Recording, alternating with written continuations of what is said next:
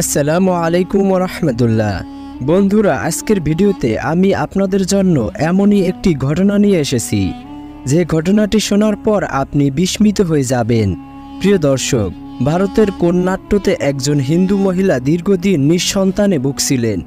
বিভিন্ন ডাক্তারের ট্রিটমেন্ট করার পরেও স্বামীর সমস্যা থাকার কারণে ওই দম্পতির কোনো সন্তান হচ্ছিল না, যার ফলে ওই মহিলাটি নিরাশ হয়ে মানসিকভাবে ভেঙে পড়ে এবং ওই মহিলার শ্বশুরবাড়ির লোকজন তাকে নিকট আত্মীয় কারো সঙ্গে দৈহিক মিলনের দ্বারা গর্ভবতী হতে বলেন।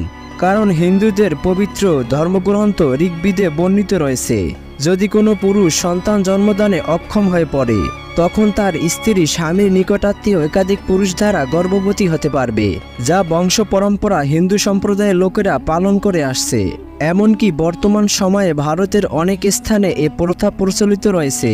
প্রিয় দর্শক, ওই মহিলাটি একজন ধার্মিক হিন্দু হওয়ায় স্বামী ব্যতীত অন্য কারো সঙ্গে দৈহিক মিলন করে নিজের পবিত্রতা নষ্ট করতে ইতস্তত বোধ করলেন এবং কোনো উপায় না পেয়ে নিকটস্থ একটি মসজিদের ইমাম সাহেবের সঙ্গে সাক্ষাৎ করলেন এবং স্বামীর অক্ষমতা প্রকাশ করে সন্তান গর্ভধারণের জন্য দোয়া কামনা করেন। তখন ওই ইমাম সাহেব পবিত্র কোরআনে বর্ণিত সূরাতুল জারিয়াতে ৪৭ নম্বর আয়াতগুলো দুটি সিদ্ধ ডিমের উপর লিখে দিলেন এবং মিলনের পূর্বে স্বামী ও স্ত্রী এই ডিমগুলো খেয়ে সহবাসে লিপ্ত হতে বললেন। হুজুরের কথা শুনে ওই মহিলার অন্তরে কোরআনের প্রতি দৃঢ় বিশ্বাস জন্মাতে থাকে এবং কিছুদিনের পর কোরআনের অলৌকিক বরকতে ওই মহিলাটি গর্ভধারণ করে পুত্র সন্তান জন্ম দেয় এবং কোরআনের ওই অলৌকিক কারিশমা দেখে স্বামী স্ত্রী দুজনে ইসলাম ধর্মে দীক্ষিত হয়ে পড়েন। সুবহানাল্লাহ।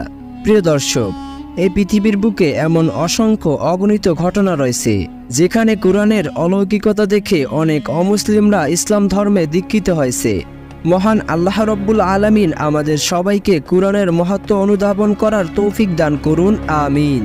তো বন্ধুরা, এই ছিল আজকের ভিডিওটি ভালো লাগলে অবশ্যই লাইক করবেন, চ্যানেলটি সাবস্ক্রাইব করতে ভুলবেন না। পরবর্তী ভিডিও পর্যন্ত বিদায় নিয়ে নিচ্ছি। আল্লাহ হাফেজ।